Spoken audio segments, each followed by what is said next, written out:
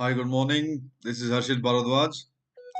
Thanks for joining in. I hope you can hear my voice. This is a fantastic weather today.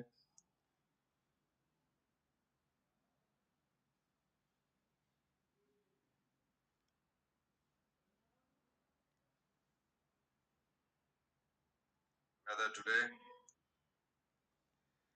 It's live. It's alive and kicking.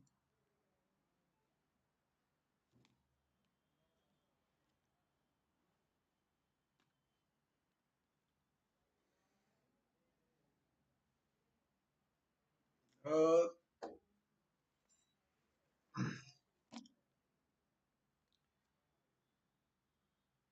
so waiting for everyone to join in. Those who have joined in, please tell everyone in the group that I am live, alive and kicking.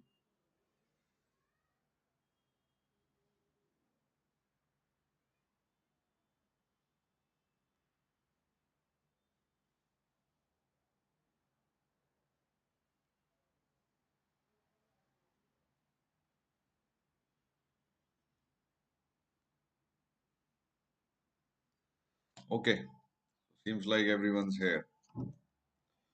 Fantastic.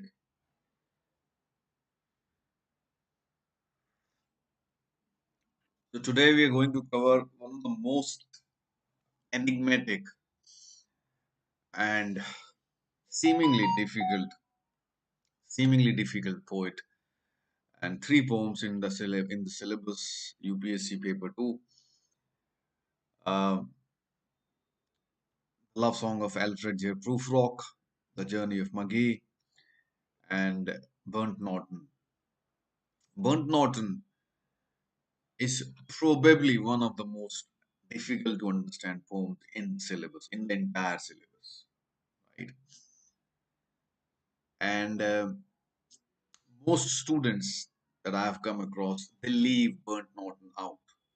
They do not try and prepare it. Even if they prepare it, um, they don't understand it. It is not that difficult. We'll do Burnt Norton tomorrow, and we'll try to touch upon Journey of McGee and Alfred Prufrock today. As I told you previously, let's hope more students join us quickly because this is an important session. Of course, you can learn when you watch.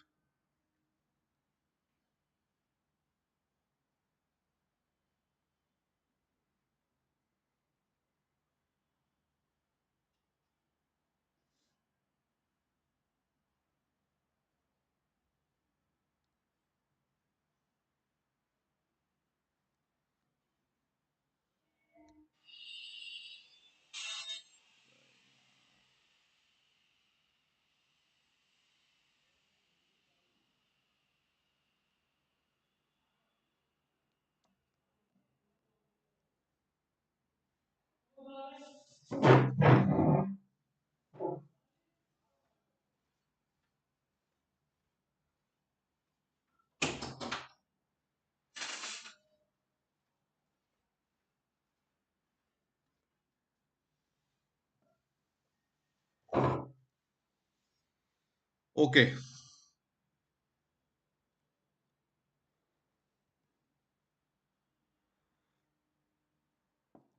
he was on the Time magazine's cover of 1950, and Thomas Stearns Eliot.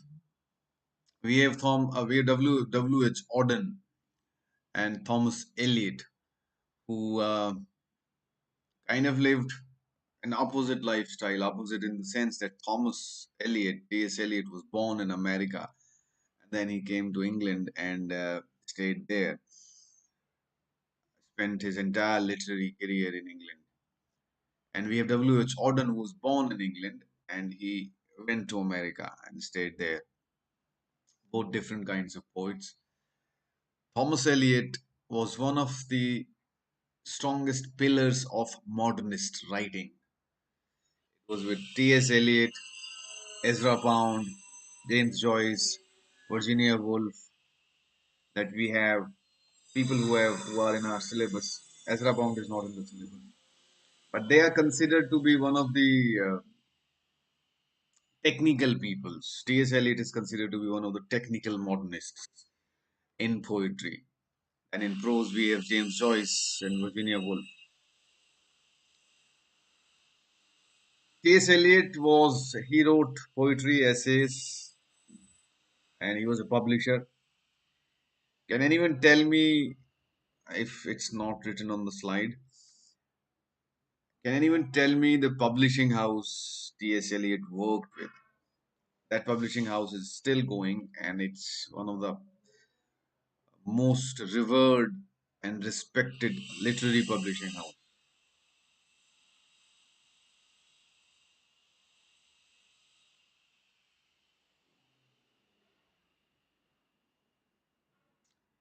Good morning, everyone. Yes, Numra. Numra is absolutely right. Faber and Faber. Can you also, anyone also can tell me, and probably any Indian author who published with Faber and Faber?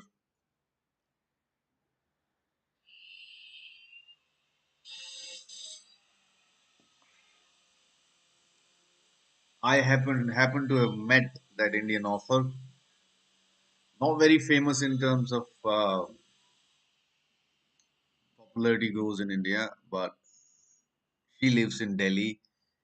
She is very very good author. Taught at Miranda House. She retired as the professor of senior professor of literature from Miranda House, Delhi University. I have met her. Anyone?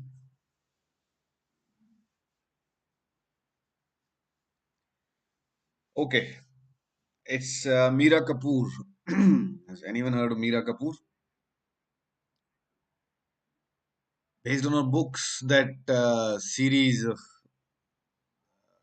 movies was made. Shabana Azmi Nandita Das. I think it was Fire or Water. Fire.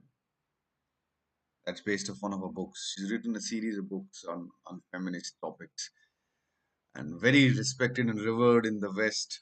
And of course, even in India, a lot of PhD students do PhD on Meera Kapoor. I always forget her first name. I'm sure it's Meera Kapoor. She's written stories, books like Daughters, all feminist, a lot of feminist books. Anyway, so he lived in England. He worked at a bank as a clerk. I think it was Lloyd's Bank,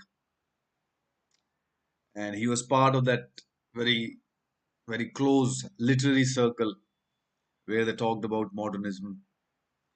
And he was a very sharp mind, understood literature very well. Comes from a very affluent family in America. He wrote a play, Murder in the Cathedral and Cocktail Party. They're part of a lot of curriculums, university curriculums in our country. And why do we only get a handful of viewers?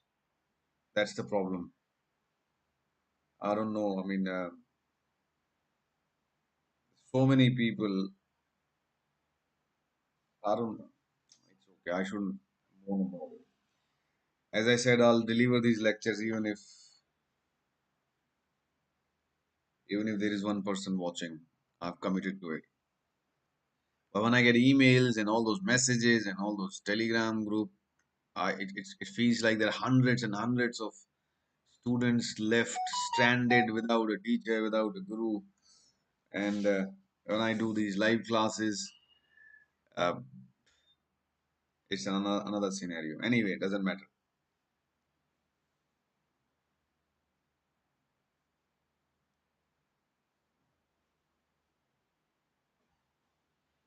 For some reason, it's only showing me two people watching. That is disheartening. That is embarrassing. Okay, so we'll start first with the journey of Maggie.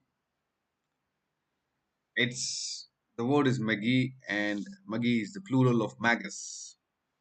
Can anyone tell me what is Maggi or Magus? It's not your Maggie as in Maggie instant noodles.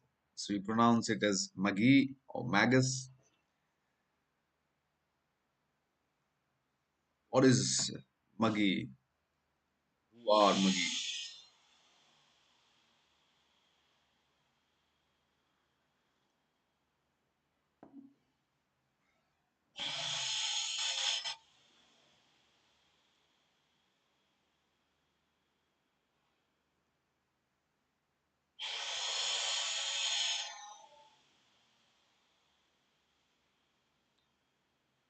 Three wise men. Okay.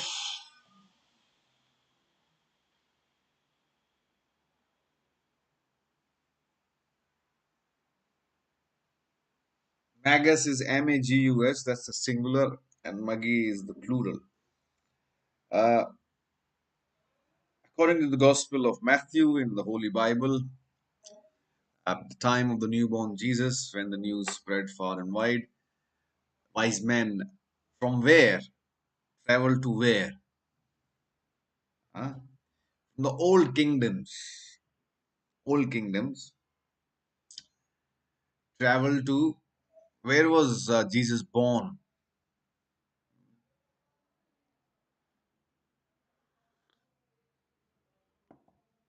Where was Jesus born?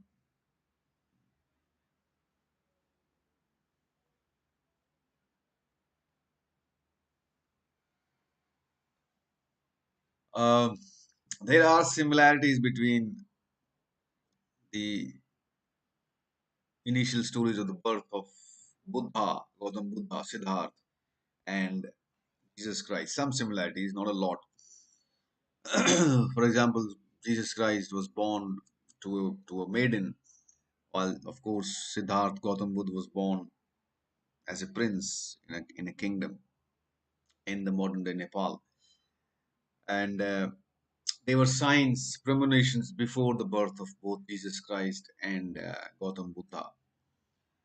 And wise men, spiritual beings, they were waiting for the birth of the Savior in the case of Jesus Christ. But they were Akashvani as in the astral declarations, premonitions as are called, before the birth of Buddha as well, that there is a wise man coming. So these wise men, supposedly they knew that Jesus Christ's birth is happening, going to be born by, yes, the actual city is Bethlehem. And yes, so the wise men traveled from Persia, the old kingdom, to Bethlehem. Where is Bethlehem? Bethlehem अभी कहाँ है? Where is the modern day Bethlehem? Modern day city of the Jesus Christ, birth city. Is it Israel? Is it Jerusalem? Where is it?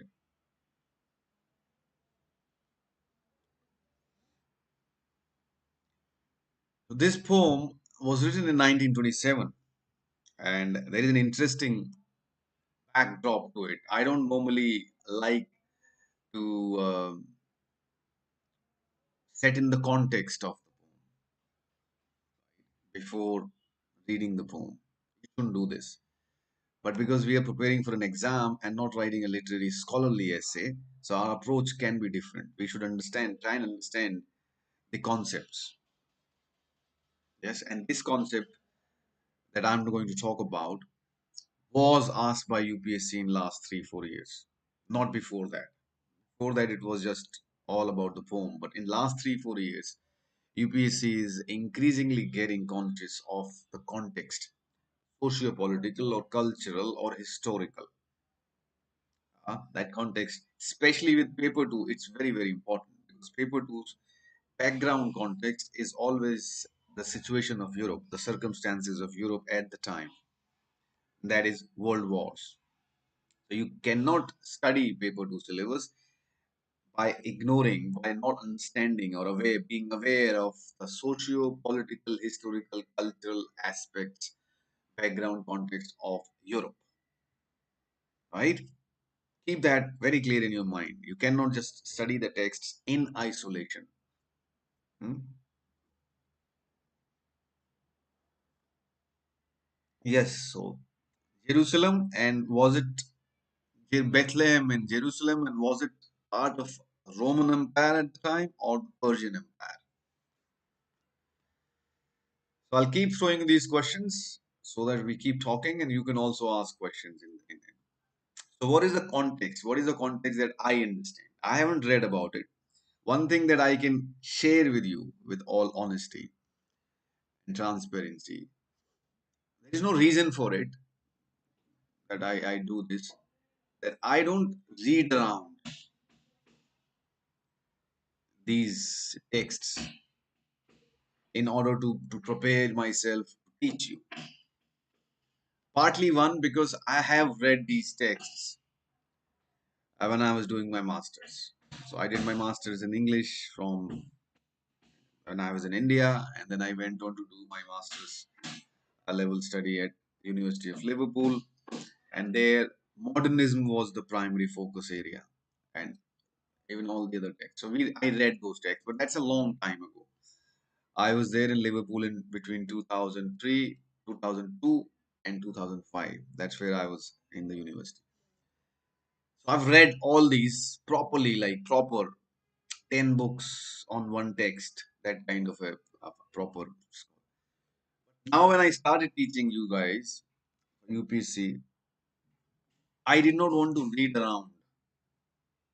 I wanted to rely upon what I understand primarily, because my primary original study of these texts is it was very strong. It was very hard work. I really struggled for 6 months, absolute struggled, and because I did not know the way how to approach these texts. So that way I also share with you, reading the original text, trying to understand the original text, and then read around the poet, read around the author, read around the text, not the summaries or the explanations, but try to put the pieces in to understand it. That is critical thinking. That is critical, insightful thinking. That's how you develop critical thinking. So I've done that. So my original reading is very strong. So I rely upon that. That's one reason I don't read around now. Second, I completely want to focus on UPSC and their question format. And there is nowhere on the internet, nowhere, that we have any material written by scholars that is catered to UPSC understanding. So there isn't anything. So if you read on these websites, I won't name them to glorify them. Any of these websites where you can get line by line summary, all the explanations, all the questions, they are not relevant to UPSC. You have to understand this point. And I don't know who are the writers. They could be 12-year-old school kids putting together, stuff from here, there, and everywhere. They could be We don't know who these people are. So there is no scholarly reference to anything on those websites. Of course, once you have done the syllabus, you can refer to scholarly websites like JSTOR and other journals. Right now, when you're doing it for the first time, reading the text, there isn't any good resource that I can recommend. Don't do it, right? Because we don't know who the authors are, how good they are, and they are not relevant to UPSC. So I look at the UPSC question papers, and that's my Bible. Try to understand where they're coming from, and I try to see a pattern, and I can see a pattern in their questions. So in the last 3 4 years, context of this poem has become a concept. Why this was written? 1927 is an important year in the life of T.S. Eliot.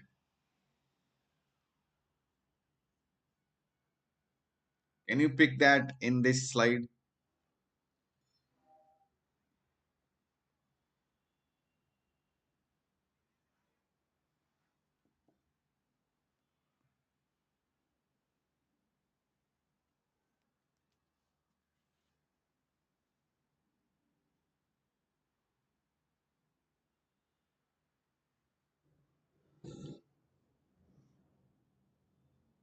Very good, Aditya.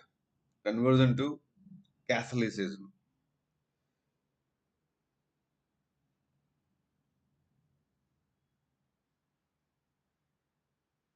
Okay, so how is that relevant? Conversion to Catholicism. He got baptized, converted to Catholicism. Before that, when he wrote The Wasteland, sometimes in 1922, Alfred Prufrock in 1915. I might be wrong, but just that's a rough timeline. So before that, before this, the journey of McGee, he was not a religious person. He was a self, not he was not an atheist. He was not meddling in religious narratives. The Wasteland takes references from the Buddhist and the Indian philosophical ideas. As you, if you remember, if anyone's read The Wasteland, the last words are Shanti, Shanti, and Shanti. Yeah, it ends with Shanti, Shanti, Shanti. He did study all the religions of the world. He did study philosophies of the world, and he was not an out and out religious practitioner, not in his personal life, neither in his literary life.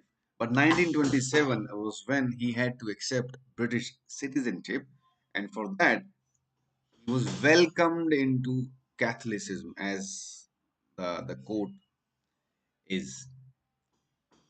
And this is the year that this poem comes out. Yeah. So you have to keep this contextually in mind when we'll read this poem. Okay. In the poem, Eliot retells the story of the Magi who traveled to Palestine to visit the newborn Jesus according to the Gospel of Matthew. It is a narrative told from the point of view of one of the Magi that expresses themes of alienation and a feeling of powerlessness in a world that has changed. Now, this you can underline this, write this line down. The themes of alienation and a feeling of powerlessness in a world that has changed. Now, this is what gifted authors, gifted poets do. They make personal universal and universal personal. Something that might be an extremely acutely personal situation. They can identify that with the universal situation and vice versa. So this line, theme of alienation and a feeling of powerlessness in a world that has changed, can be applied to T.S. Eliot's personal life. Alienation and a feeling of powerlessness applied to his personal life. This can be applied to the social context of Europe at that time. The modernist age, this is the primary theme of modernism, feeling of alienation and powerlessness in a world that has changed. This is a theme, this is a primary uh, sentiment of a modernist writer. Now, this idea he applies to, it goes back in Bible, and he finds a device, Magi, to express this idea within the context of the biblical setting. How wonderful is that? You see this?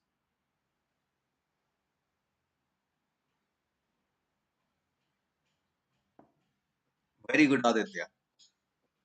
You've very well contextualized the entire thing. But that is just one way of looking at it. As I said, this can be applied to the modernist situation. Forget the religious conversion. That is definitely one way of looking at it. But just consider a modernist poet. Hmm? And the world dynamics, the power dynamics is changing so fast. New religion, as in capitalism, is the new religion, for example. And the world has changed. The old gods are not sure about it.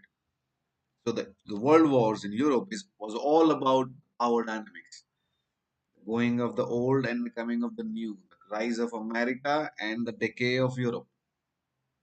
You can look at it that way.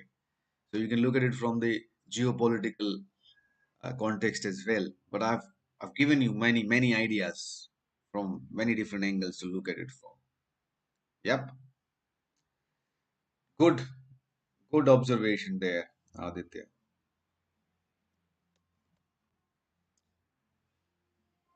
Um, okay, this slide you probably might not see in full, but I'll read it out.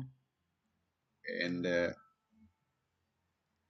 poem is an account of the journey from the point of view of one of the Magi. It picks up Eliot's consistent theme of alienation and feeling of powerlessness in a world that has changed. In this regard, the speaker who laments outliving his world, the poem recalls Arnold's Dover Beach, as well as a number of Eliot's own works. Instead of a celebration of the wonders of the journey, the poem is largely a complaint about a journey that was painful and tedious. So why do we that is one of the specific ideas of this poem. That when you read it, this is what comes through. That they were going to meet baby Jesus. They should be happy about it. They should be joyous, triumphant. But all this poem talks about, all this Magi, one of the Magi talks about, is the painfulness and the tediousness of the actual journey. Get get there. So when do we complain about the journey? Let's say you're going on a holiday destination. You're really excited. You make that journey. You come back and you remember about it. Why and when do we complain about that journey?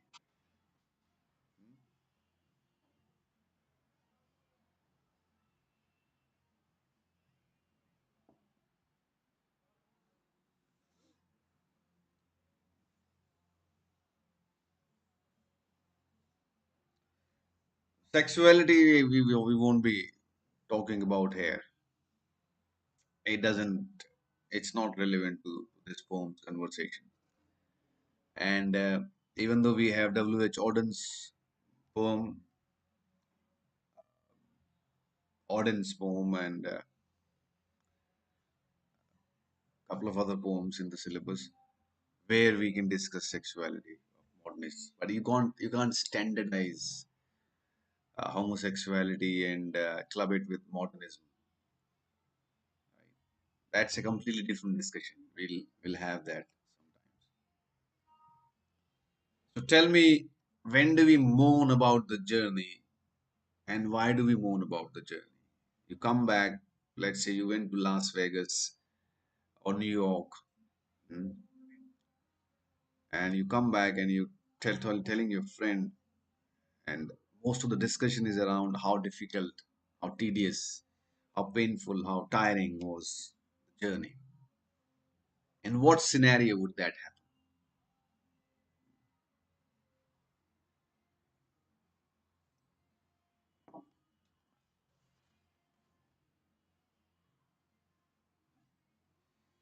Follow?